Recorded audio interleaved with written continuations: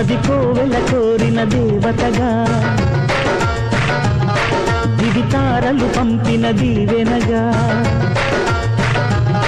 మది కోవెల కోరిన దేవతగా దివితారలు పంపిన దీవెనగా ఇలా చేరిన అమృతవాహినిగా కలలోయలలో తొలి ఆమనిగా ఒడిలోన వాళ్ళవే పంచదార చిలక